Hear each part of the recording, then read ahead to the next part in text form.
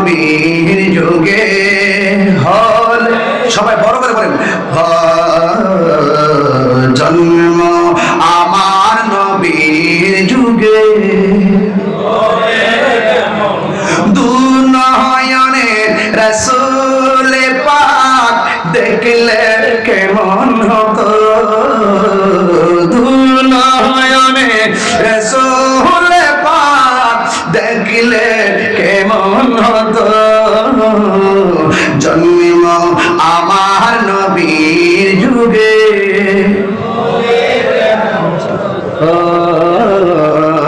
জন্ম আমার নবীর যুগে হলে কেমন হতো। একটা কলি বলবো ইনশাআল্লাহ। এরপর কি, আসিত ভেসে হজিরতে বেলালের মধুর আজান, সেই আজানে ছিল এমন প্রেম মুগ্ধ রহমান। সুবহানাল্লাহ। একটা কথা মনে রাখবেন, একটা কথা মনে রাখবেন, সকল মানুষের মুখের মধ্যে একটা মাত্র স্লোগান থাকবে, নাফসি নাফসি বলে কাঁদবে। সেই দিন আমার আল্লাহ সর্বপ্রথম একটা ইবাদতের হিসাব নিবে, ওই ইবাদতের নাম হলো নামাজ। এই নামাজের হিসাব না দিয়া একটা কদম সামনে যাইতে পারবে না। আল্লাহ বলেন, তোর সম্পদ দিলাম, কোন কাজে ব্যয় করছস হিসাব দে। তোর যৌবন দিয়েছিলাম, কিভাবে ব্যয় করছস হিসাব দে। এই জন্য আমার যুবক ভাইয়েরা, আমার নবী জাফরের ব্যাপারে বলেন, আমার নবী জাফরের ব্যাপারে বলেন, হে পৃথিবীর মানুষ, আমার জাফর আমার কথা শুই না, যুদ্ধের ময়দানের মধ্যে গিয়েছে, যুদ্ধের ময়দানে গিয়ে একটা হাত কেটে ফেলে দিয়েছে, আর একটা হাত কেটে ফেলে দিয়েছে, হকের পতাকাকে দাঁত দিয়ে কামড় দিয়ে ধরেও শেষ পর্যন্ত আমরণ লড়াই করেছে। আমার জাফর যে বিসর্জন দিয়ে গিয়েছে, এই বিসর্জনের বদৌলতে আমার আল্লাহ আমার জাফর সম্মান হাসরের ময়দানে বাড়াইয়া দিবে।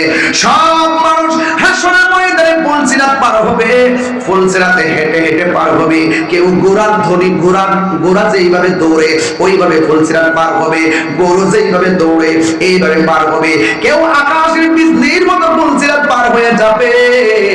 আমার জাফরে হেঁটে পার হবে না, ঘোড়ার দৌড়ের মতো যাবে না। আমার জাফর সব মানুষের মাথার উপর দিয়ে উড়ে উড়ে জান্নাতে যাবে। আমার জাফর যে যুদ্ধের ময়দানে হকের জন্য জীবন দিয়েছে রে বাবা, যে হাতটা কাইটা ফাটাইছে, এই ময়দান থেকে পলায়ন করে নাই, তলোয়ারটা বাম হাতে নিয়েছে, এমন ভাবে যে আমার জাফর যুদ্ধের ময়দানে শহীদ হয়ে গেছে। আমার আল্লাহ আল্লাহ, ও বগুড়ার বাবা, জবানটা খুলে বলেন না আল্লাহ। আমার আল্লাহ তার সম্মান এমন ভাবে বাড়াইয়া দিবে, আমার আল্লাহ জাফরের ডান হাতের মধ্যে একটা নূরের ডানা লাগাইয়া দিবে, বাম হাতের মধ্যে আরেকটা নূরের ডানা লাগাইয়া দিবে। সবাই যাবে হেঁটে হেঁটে, আর আমার জাফরে যাবে সবার মাথার উপর দিয়া উড়ে উড়ে জান্নাতে। এই আওয়াজে মানি না, জবানটা খুলে বলুন না আল্লাহু আকবার। আরো জোরে আল্লাহু আকবার। নিয়ামত দেওয়ার মালিক কে? দুই হাত তুলে বলে, নিয়ামত দেওয়ার মালিক কে? আল্লাহ রাব্বুল আলামিন নিয়ামত দেওয়ার মালিক। এই জন্য আমার জীবন, আমার মরণ, আমার নামাজ, আমার কুরবানি একজনের জন্য। জবানটা খুলে বলুন তিনি কে? কুল ইন্না সলাতি ওয়া নুসুকি ওয়া মাহইয়ায়া ওয়া মামাতি লিল্লাহি রাব্বিল আলামিন। আল্লাহ রাব্বুল আলামিন বলেন, ও বন্ধু আপনি বলে দিন, আমার নামাজ, আমার কুরবানি, আমার জীবন, আমার চলে যাওয়া সব একজনের জন্য। জবানটা খুলে বলুন তিনি কে? জাফর যখন শহীদ হয়ে গেছে, নির্মমভাবে জাফর যুদ্ধের ময়দানে শহীদ হয়ে গেছে। অনেকে বলেন হুজুর যুদ্ধের ঘটনার নাম বলেন। এই যুদ্ধটা হলো মুতার যুদ্ধ। এই মুতার যুদ্ধের মধ্যে জাফর শহীদ হওয়ার পর, 3 নম্বর সাহাবী শহীদ হওয়ার পর, 4th নম্বর একটা সাহাবী যাকে আল্লাহ রাব্বুল আলামিন হাবিব সাইফুল মিন সুয়ুফিল্লাহ বলেছেন, আল্লাহর তরবারি সমূহের মধ্যে একটা তরবারি বলেছেন, যার নাম হলো খালিদ ইবনে ওয়ালিদ। ওই খালিদ ইবনে ওয়ালিদ হাতের মধ্যে তলোয়ারটা লইয়া যখন তিনি দাঁড়ায় গেছে, ডান দিক কেউ এসে পারে না, বাম দিকে কেউ এসে পারে না, সামনে কেউ পারে না, পিছন দিক দিয়েও কেউ পারে না। এমন বীর পুরুষ এমন ভাবে যুদ্ধ করতে করতে 95% যুদ্ধের ফলাফল মুসলমানদের দিকে যখন চলে এসেছে, হঠাৎ করে একটা ঘটনা যুদ্ধের ময়দানে শুরু হয়ে গেছে। কি ঘটনা? ও যুবকের দল, খালিদ ইবনে ওয়ালিদ মাথার মধ্যে একটা হেলমেট পরেছেন, এই হেলমেটটা মাথা থেকে পড়ে গেছে। 95% যুদ্ধটা কাফের দিকে যখন চলে যাইতেছে, এবার সবাই ডাক দিয়া বলে, এ খালিদ ইবনে ওয়ালিদ, এমন বীরত্বের সাথে দাপটের সাথে আপনি যুদ্ধ করতেছেন, হঠাৎ করে কেন আপনি তলোয়ার নিয়ে পিছন দিকে দূর দিলেন? তখন সে বলতেছে, আমার মাথার হেলমেটটা পড়ে গেছে, এই জন্য আমি হেলমেটটা তালাশ করতেছি। এবার সাহাবীরা বলেন, না না, 75 বা 95% যুদ্ধের ফলাফল মুসলমানদের হাতের নিকটে। আপনি যদি এইভাবে পিছনে যান, আমাদের অনেক মানুষ তো শহীদ হয়ে যাবে, যুদ্ধের মুকুটটা তারা কেড়ে নিয়ে যাবে। ওইটা বলে ডাক দিয়ে বলেন, হ্যাঁ, ওই খালিদ ইবনে ওয়ালিদ ডাক দিয়ে বলেন, না না, আমাকে হেলমেটটা পাওয়াই লাগবে। কয় ঠিক আছে, আমাদের মাথার হেলমেটটা আপনার মাথায় লাগান। বলতেছে, না না, এটা হবে না, আমার হেলমেটটাই লাগবে। ইন দি মিন টাইমে ওই হেলমেটটা ধুলার দৌড়ের কারণে ধুলাই দূষিত হয়ে ওই হেলমেটটা ধুলার সঙ্গে মিশে গেছে, কোনোভাবে খুঁজে পাওয়া যাইতেছে না। হঠাৎ করে দেখতেছেন হেলমেটটা গোড়ার পায়ে ধুলিত হয়ে গেছে। এই হেলমেটটা হাতের মধ্যে নিয়ে মাথার মধ্যে লাগাইয়া এবার হযরতে খালিদ ইবনে ওয়ালিদ দ্বিতীয়বারের মতন আবার তলোয়ার নিয়ে দাঁড়ায় গেছে। ও বন্ধুরে, ও নন্দীগ্রামের বাবা, ও আমার বগুড়ার বাবা, কি বাসায় মাছ করবো, ঘন্টা দেড় ঘন্টার উপরে হয়ে যায়, এরপরও তো ওয়াজটার আমি ফিনিশিং দেওয়ার মতো রাস্তা খুঁজে পাইতেছি না। আপনাদের মনোযোগের কারণে আমি একটু সময় দাপে দাপে বাড়াই ফেলতেছি। তবে কথা একটাই, আজকের ওয়াজ শুধুমাত্র তাহিরি ঘটনা নয়, আজকের ওয়াজ হলো চেতনা। এই চেতনা দিয়ে যদি দাঁড়াইয়া যায়, বাংলাদেশের সার্বভৌমত্ব থেকে শুরু করে ধর্মের জায়গা থেকে শুরু করে সবটা ইঞ্চি ইঞ্চি মাটি পর্যন্ত আমরা পাহারা দিতে পারবো, যদি ওই মোতার যুদ্ধের চেতনা আমাদের মাঝে চলে আসে। কথা বলেন ঠিক কিনা? এই জন্য যুবক ভাইরা আমার, আমার নবী আপনার নবীর সাহাবী যার নাম হলো হযরতে খালিদ ইবনে ওয়ালিদ বলেন, এবার ওই যুদ্ধের ময়দানে হেলমেটটা পেয়ে গেছে, হেলমেটটা মাথার মধ্যে লাগাইছে, লাগানোর পর ঠাস করে দাঁড়ায় গেছে, এমন ভাবে দাঁড়ায় গেছে তার সামনে আর কেউ আসতে পারে না, ডানে কেউ আসতে পারে না, বামে কেউ আসতে পারে না। কচুরি পানার মতন কোবাইতে কোবাইতে সব কাফেরদেরকে ধূলিসাৎ করে ফেলেছে। এর শুধুমাত্র তাই নয়, সকল যুদ্ধের ফলাফল মুসলমানদের হাতের মধ্যে চলে এসেছে।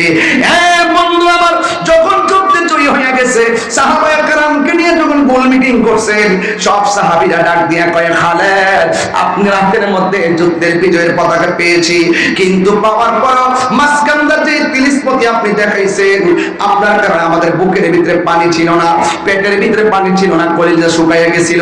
মনে মনে ভেবেছিলাম যুদ্ধের মুকুটটা নিয়ে যাবে কাফেররা, আল্লাহর রহমতে শেষ পর্যন্ত আমাদের হাতে মুকুটটা এসেছে। আল্লাহ আপনার নেতৃত্বে আমাদেরকে বিজয় দান করেছেন।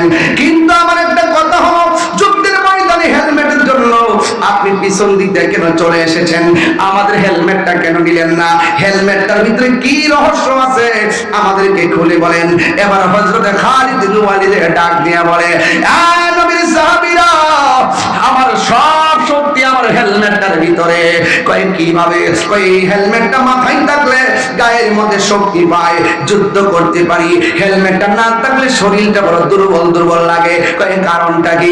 কয় এই হেলমেটের ভিতরে ছিল আমার রাহমাতুল লিল আলামিনের মাথা মুবারকের একটা চুল মুবারক। আর জোরে জোরে কি আল্লাহু আকবার বলা যাবে না?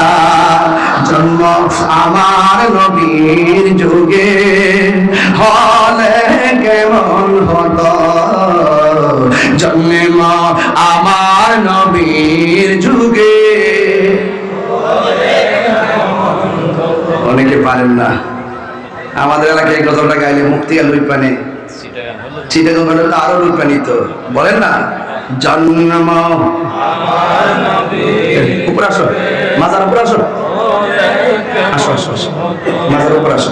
জন্ম, আল্লাহ পাক কাহারো চেহারা দিকে তাকায় না বাবা, আল্লাহ পাক কাহারো ড্রেসের দিকে তাকায় না, আল্লাহ পাক তাকায় বান্দার অন্তরের দিকে।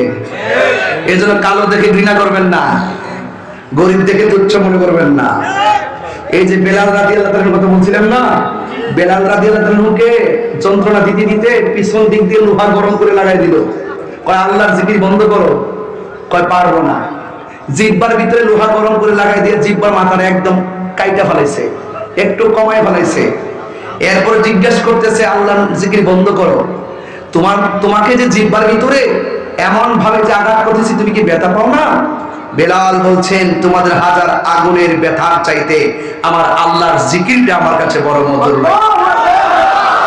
আরেকটা কথা বলি শোনেন, ওয়াজ তো শেষ নাই, আর একদিনে সব বলা সম্ভব না। আপনাদের একদিনে সব ইউটিউবের ওয়াজটা শুনে আমি সব একবার শুনতে পারতেন না, কারণ এক একটা বিষয় আছে বাবা। ওই যে আইয়ুব আলাইহিস সালাম আছে না, আইয়ুব আলাইহিস সালামের অল বডিটা কিরা একদম পচাই ফেলাইছে। আইয়ুব আলাইহিস সালাম বলেন আল্লাহ অল বডি কিরা পচাই একদম হাড্ডি বেরিয়ে গেল আমার কোনো অসুবিধা নাই, কিন্তু আমার জিহ্বাটাকে ভালো রাখো। বড় অসুবিধা নেই বাবা। শোনেন, আমি মুসাফির মানুষ তো নাকি, আমার কথা আপনারা শুনতেন না? অবশ্যই শুনতেছেন, আমি শুকরিয়া আদায় করে শেষ করতে পারবো না, কিন্তু আমার একটা কথা থাকবে। আপনি খেয়াল করছেন তো আমি অডিয়েন্সটা কিভাবে কন্ট্রোল করি? কোন আওয়াজ আছে? মহব্বত থাকলে শান্তি থাকে, আর কোরআন যেখানে থাকবে সেখানে শান্তি অটোমেটিক নাজিল হবে, কোনো প্রোটেকশন লাগে না। কথা বল ঠিক না? একটা কথা বলি, আমাদের এই মাহফিলের পরেও অনেক মানুষ এসেছেন, আপনাদের কাছে আবার কিছু আদায়ের জন্য ব্যাগ পাঠাবো। যারা দেন নাই মেহেরবানি করে দিয়ে দিবেন তো ইনশাল্লাহ। আর আমাদের এমপি মহোদয় অনেক কষ্ট করে এসেছেন, আমি ঘরে বলছি যে প্রয়োজনে আমি আর আধা ঘন্টা অপেক্ষা করবো, কোন রকম বলেন আসার জন্য। না না না, মানে যে আপনি আসতে অনেক দূর থেকে আসছেন তো, সময়টা আমরা ম্যানেজ করছি না, কয়টার সময় কয়টা ওয়াজ করবো, এমপি মহোদয় আমাকে পাবে কিনা বা আমি দেখা করতে পারবো কিনা, মাহফিলের নেপথ্যে অনেকের সহযোগিতা আছে, সবকিছু মিলে এখন প্যাকেজটা পরিপূর্ণ হলো আর কি। এমপি সাহেব না আসলে এই জায়গাটা গ্যাপ থাকতো, কথা বলেন ঠিক কিনা? এই জন্য শুকরিয়া আদায় করতেছি আর কি। আমার কণ্ঠে একটা আযান শুনতে চাইতেছেন, এই প্রেমের আওয়াজ এখানেও আসছে। আচ্ছা আচ্ছা ঠিক আছে ঠিক আছে, তাইলে একটু আদাটা তো হতে হবে নাকি? এটা কি আদায় কর, আমরা এলাকায় কালেকশন কর। আচ্ছা ঠিক আছে, এক কথা আজকে ঘরে যাওয়ার পরে আমি বলছি একটা বল নিয়ে আসো, বল আমার গামলা নিয়ে আসো, কি জানা গাফলা না কি জানেন? গামলা গামলা গাফলা গাফলা, ও আচ্ছা আচ্ছা গাবলা গাবলা। আপনি কোথায় নাটক লাগতেছে? আল্লাহু আকবার কর। এক এক দেশের এক এক ভাষা হলেও এরপর দিন শেষে দেশটা সবার, কথা বলেন ঠিক কিনা? খুব মায়া লাগে দেশের জন্য। মারাবা কোন এই ছেলে, উনি কে? ঠিক কে? আচ্ছা কমিটির লোক। আজান কি হবে? সবাইকে রাজি? তবে আজকে এখনো যারা কিছু দেন নাই নগদ